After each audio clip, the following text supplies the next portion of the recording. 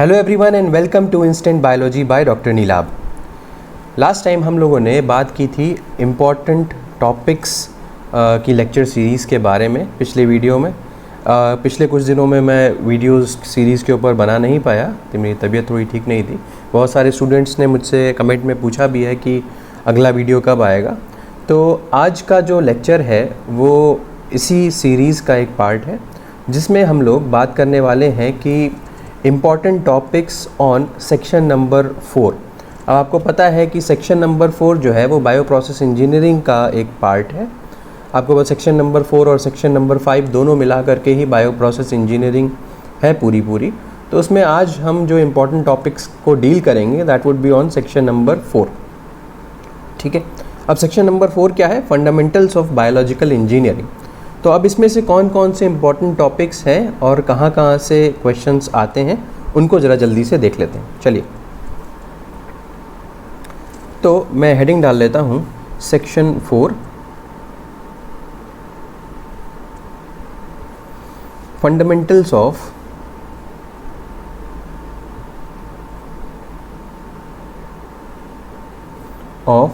Biological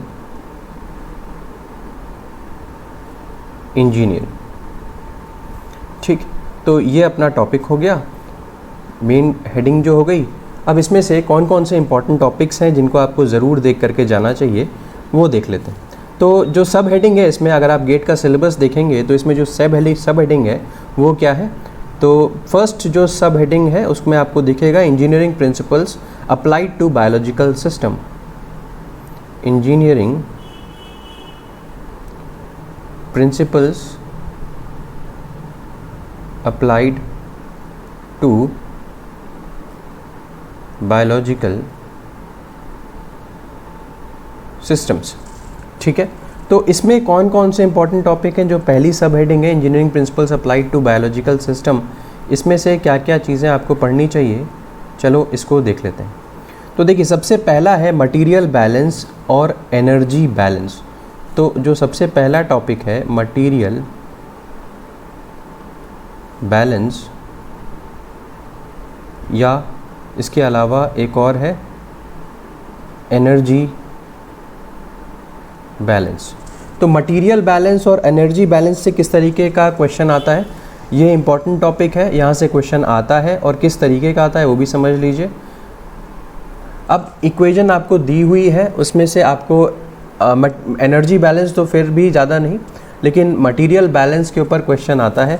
आपको दोनों side में बैलेंस या इक्वेशन अगर आपको दी हुई है, उस इक्वेशन के दोनों साइड में जितना भी मटेरियल है, जितना भी अमाउंट है चीज़ों का, वो बैलेंस होना चाहिए। तो चाहे मटेरियल बैलेंस कहें, चाहे एनर्जी बैलेंस कहें, चाहे इसके अलावा एक और टॉपिक अभी मुझे ध्यान आ रहा है जो कि है एलिमेंटल बैलेंस।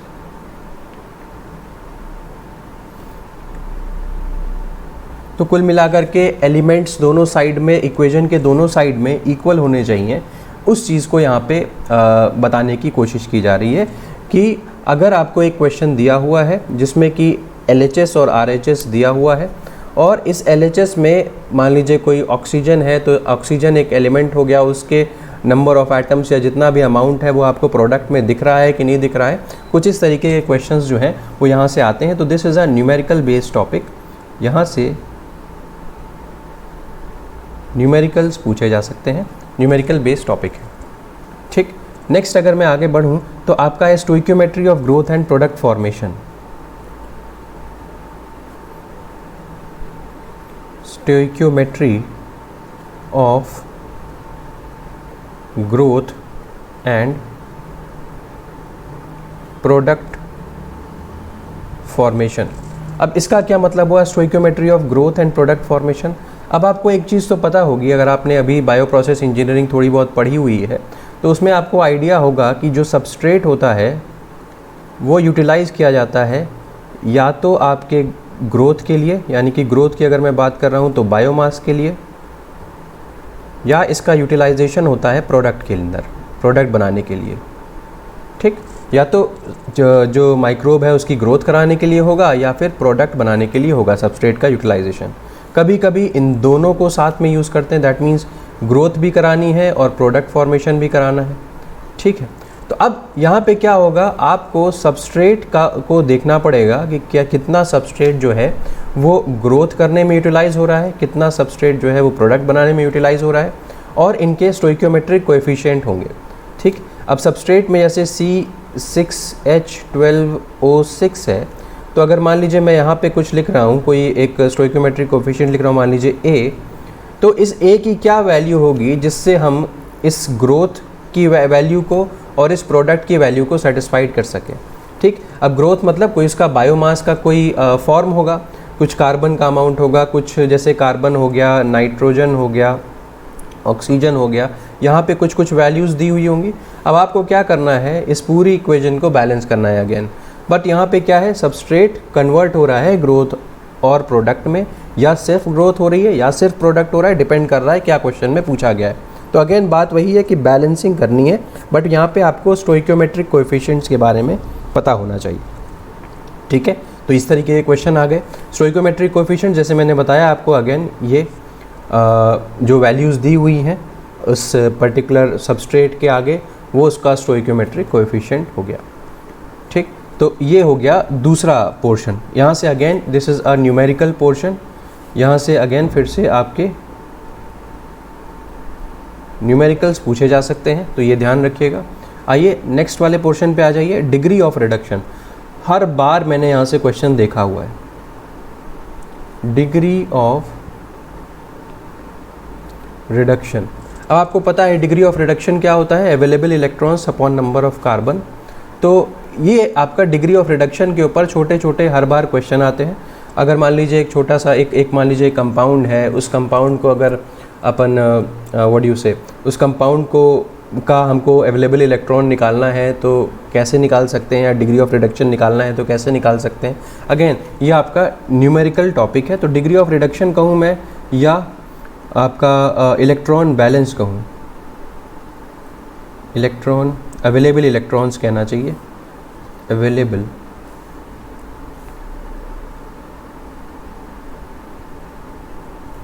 Available electrons. ठीक, तो डिग्री ऑफ रिडक्शन और अवेलेबल इलेक्ट्रॉन्स आपको निकालना आना चाहिए। तो अवेलेबल इलेक्ट्रॉन्स अगर हम डिवाइड कर दें अपॉन कार्बन से, तो यही होता है आपका डिग्री ऑफ रिडक्शन। इसके ऊपर खूब सारे क्वेश्चन आ चुके हैं ऑलरेडी। अगर आप गेट का प्रीवियस ईयर क्वेश्चन देखेंगे उठा करके, तो आपको बहुत सारे क्वेश्चन इसके ऊपर मिल जाएंगे। तो ये ज़रूर बहुत इंपॉर्टेंट टॉपिक है, इसको ज़रूर देख लीजिएगा। तो यहाँ से भी आपके न्यूमेरिकल्स पूछे गए हैं, पहले भी PYQs आप चेक कर सकते हैं। ठीक, तो ये हो गया मेरा आपका जो नेक्स्ट है, यानी कि डिग्री ऑफ रिडक्शन वाला पोर्शन हो गया। तो यहाँ पे मैंने B तक बता दिया था, ये आपका C हो जाएगा, this is your C, degree of reduction. Next आ जाते हैं theoretical oxygen demand. Theoretical oxygen demand, again ये न्यूमेरिकल टॉपिक है। आपको पता है बायो प्रोसेस में ज़्यादातर न्यूमेरिकल ही पूछे जाते हैं। अगर आपका न्यूमेरिकल बेस स्ट्रॉन्ग है, आपको पता है कहाँ से किस तरीके के क्वेश्चन पूछे जाते हैं, तो आप इसको आसानी से कर सकते हो, कवर कर सकते हो। अब थ्योरेटिकल ऑक्सीजन डिमांड में क्या होता है, एरोबिक कल्चर अगर है, आपको पता है एरोबिक कल्चर है, एरोबिक कल्चर है, तो अब इस एरोबिक कल्चर में आपको कितनी ऑक्सीजन देनी है, कितनी ऑक्सीजन देनी है इस कल्चर के अंदर, या इस कल्चर की कितनी ऑक्सीजन डिमांड है, उसी को कैलकुलेट करना पड़ता है। उसको A से दिखाया जाता है, और उसको कैलकुलेट करने के लिए पूरी आप एक इक्वेशन बनाते हैं, और उस इक्वेशन में पूरा ये लिखा जाता है कि कितनी ग्रोथ हो रही है या प्रोडक्ट बन रहा है, उस दौरान कितनी ऑक्सीजन की ज़रूरत पड़ रही है। तो वहाँ पे जो स्टोइकियोमेट्री होती है, ऑक्सीजन का स्टोइकियोमेट्रिक कोफिशिएंट होता है, वही रिप्रेजेंट करता है ये जो स्टोइकियोमेट्रिक कोएफिशिएंट है, कोएफिशिएंट होता है ऑक्सीजन का, यही रिप्रेजेंट करता है थ्योरेटिकल ऑक्सीजन डिमांड। कितनी ऑक्सीजन की डिमांड है एक पर्टिकुलर बायोरिएक्टर के अंदर फॉर द ग्रोथ और फॉर द प्रोडक्ट फॉर्मेशन। तो ये अगेन यहाँ से क्वेश्चन आया हुआ है, PYQ में आपको मिल जाएगा। तो ये आप यहाँ से अगेन PYQ में इसको चेक कर सकते हैं, यहाँ से क्वेश्चन पूछा गया है। तो ये हो गया हमारा D। ठीक, तो तो ये हमारा, इसके साथ हमारा जो फर्स्ट सब हेडिंग है, जो आप अगर देखें गेट का सिलेबस उठा करके सेक्शन नंबर 4 को engineering principles applied to biological system में, ये टॉपिक्स इम्पॉर्टेंट हैं जो मैंने यहाँ पे लिखवा दिए। अब अगर आप आगे पढ़ेंगे, आगे देखेंगे तो आपको नेक्स्ट जो सब हेडिंग मिल रही है इसी सेक्शन के अंदर, सेक्शन नंबर 4 के अंदर ही जो नेक्स्ट सब हेडिंग है वो है क्लासिकल थर्मोडायनेमिक्स, क्लासिकल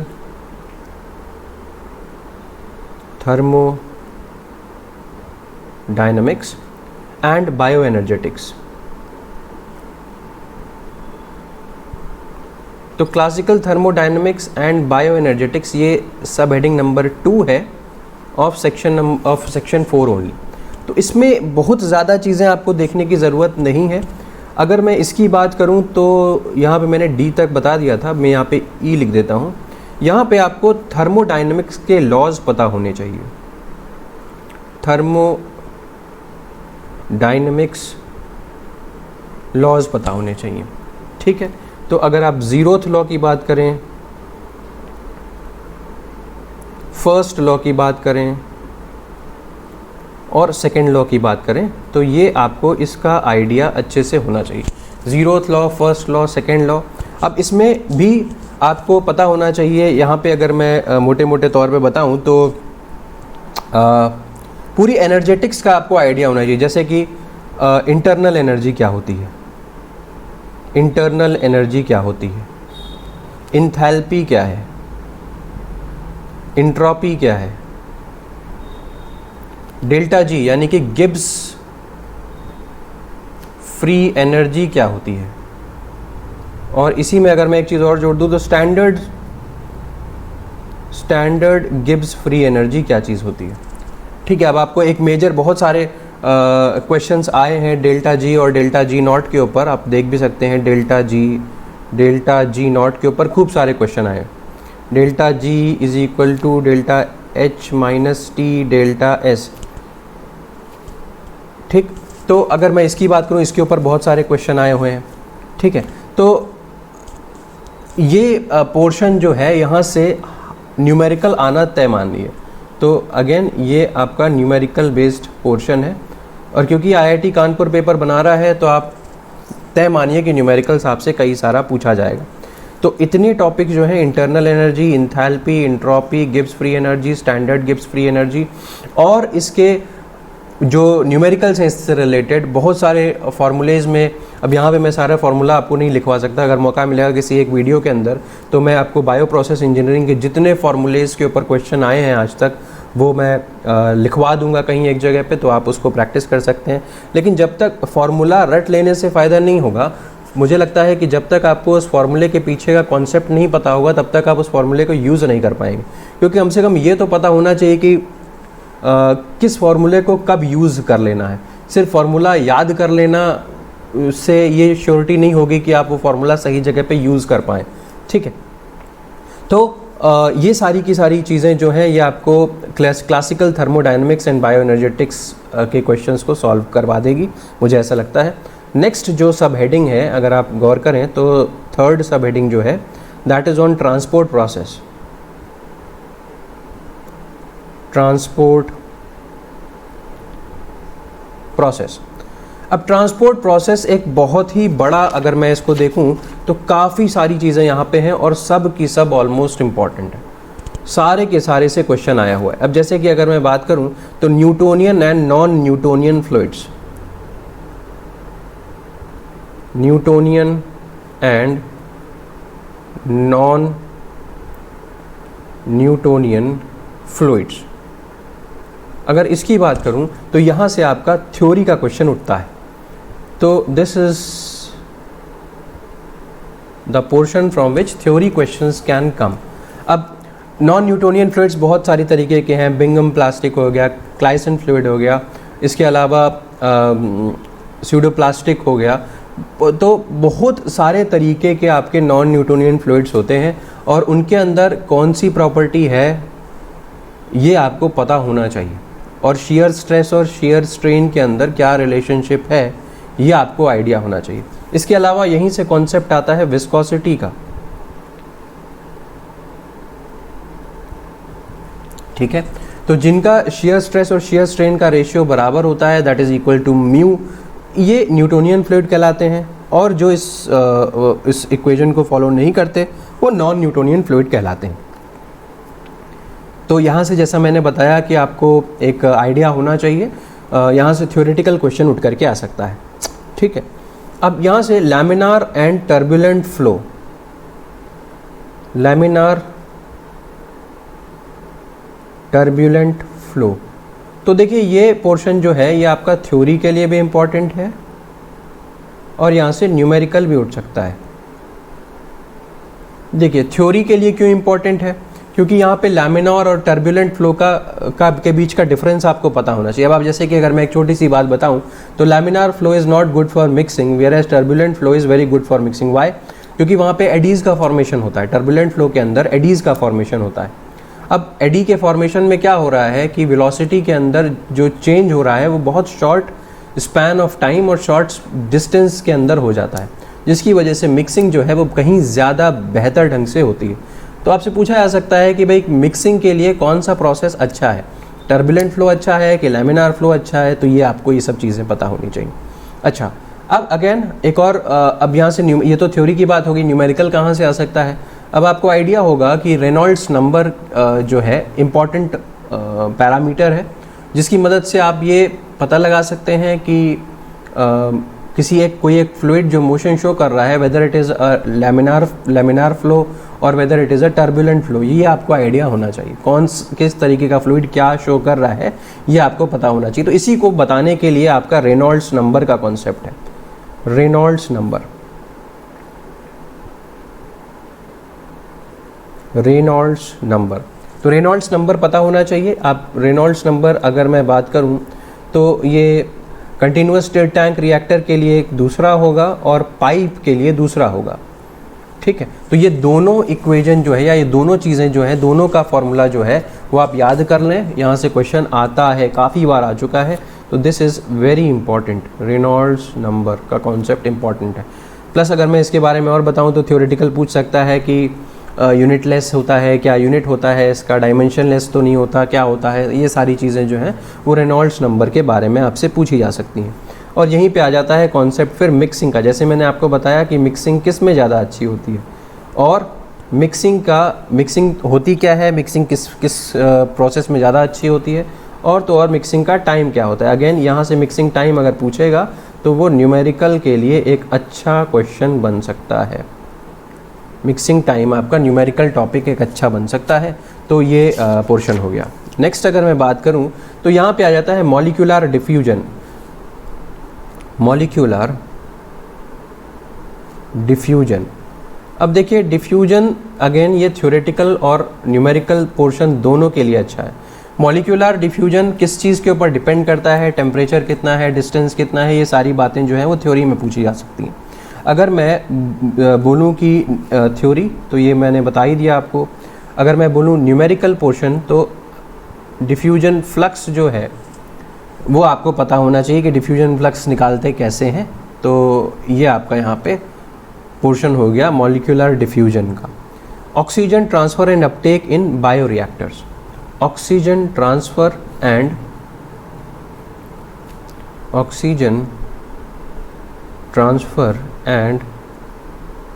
अपटेक इन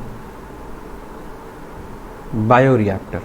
अब देखिए ऑक्सीजन ट्रांसफ़र एंड अपटेक का मतलब क्या हो गया भाई, आपके बायोरिएक्टर के अंदर ये इंपॉर्टेंट टॉपिक है, पहले ही मैं बता दूं, यहाँ पे न्यूमेरिकल आ सकता है इससे। अगर मैं आपसे कहूँ कि एरोबिक जो फर्मेंटर्स होते हैं उनके अंदर आपको ऑक्सीजन की ज़रूरत पड़ती है, ये सबको पता है। एरोबिक रिएक्शंस या एरोबिक फर्मेंटर के लिए आपको ऑक्सीजन की आवश्यकता पड़ेगी, लेकिन क्या आप कितनी ऑक्सीजन दे सकते हैं? स्पार्जर के अंदर से अगर आपको ऑक्सीजन पास करानी होगी तो आप कितनी ऑक्सीजन पास कराएंगे? क्या इसकी कोई लिमिट है, या जितनी चाहे उतनी करा सकते हैं, या बहुत ज़्यादा करा दें या बहुत कम करा दें? क्या करना चाहिए? तो लॉजिक क्या कहता है भाई, जितनी डिमांड हो उतनी ही सप्लाई होनी चाहिए, ठीक है। तो जिस हिसाब से डिमांड हो उसी हिसाब से आप स्पार्जर के अंदर से ऑक्सीजन को भेजिए। तो अगर हम ऑक्सीजन का यूटिलाइजेशन कनेक्ट कर सकें, जिस सेल की ग्रोथ कर रहे हैं या सेल की जो डेंसिटी है उससे कनेक्ट कर सकें, तो एक बड़ा अच्छा रिलेशनशिप बन जाएगा। जो यहाँ पे हमारे ऑक्सीजन अपटेक को बताता है। तो सेल डेंसिटी को या एक्स को, बायोमास को हम यहाँ पे कनेक्ट कर रहे हैं किस चीज़ से, जो ऑक्सीजन की डिमांड है। Of course in aerobic cultures के अंदर हम ये चीज़ बता रहे हैं। तो ये यहाँ से अगेन न्यूमेरिकल का पोर्शन है, ये पूछा जा सकता है, न्यूमेरिकल का पोर्शन। ठीक, तो नेक्स्ट हो गया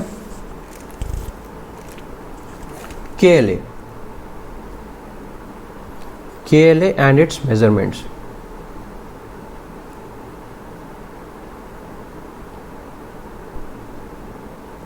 ठीक, अब KLa एंड इट्स मेजरमेंट में आपको पता होगा कि KLa निकालने के लिए बहुत सारा 2-3 तरीका है, जैसे डीगैसिंग, गैसिंग मेथड है, और KLa को हम कन्वर्ट मतलब उसको कोरिलेट कर सकते हैं LMTD से भी, लॉगरिथमिक मीन टेम्परेचर डिफरेंस से भी। तो KL और A को अलग अलग, आप KL क्या है, कोएफिशिएंट है, और A एरिया है, इन दोनों को आप अलग अलग मेज़र नहीं कर सकते। दैट इज़ वाई उनको एक साथ में जोड़ दिया गया है और फिर उसकी वैल्यूज़ के बारे में बातचीत हो रही है। ठीक है, अब KLa अगर होगा तो मास ट्रांसफ़र ज़्यादा होता है, KLa कम होगा तो कम होगा, इस तरीके से कुछ रिलेशनशिप है। अब अगर मैं कहूँ कि KLa को निकालना कैसे है, जैसे मैंने बताया तो 2-3 तरीके हैं। उसमें एक डीगैसिंग गैसिंग मेथड के ऊपर एक क्वेश्चन PYQ आ चुका है, पहले से ही पूछा जा चुका है। तो अगेन ये एक न्यूमेरिकल का टॉपिक है, लेकिन हाँ थ्योरी भी यहाँ से आ सकती है, जिसमें कि आपसे न्यूमेरिकल ये KLa के बारे में पूछा जा सकता है। KLa के जो फीचर्स हैं, KLa किस तरीके से रिलेटेड है आपके टेम्परेचर के ऊपर, या बहुत सारी और फैक्टर्स हैं, किसके किस तरीके से रिलेटेड है, आप देखेंगे अगर डोरान तो आपको समझ में आ जाएगा। ये हो गया। नेक्स्ट अगर मैं बात करूं तो conductive and convective heat transfer आ जाता है। Conductive convective heat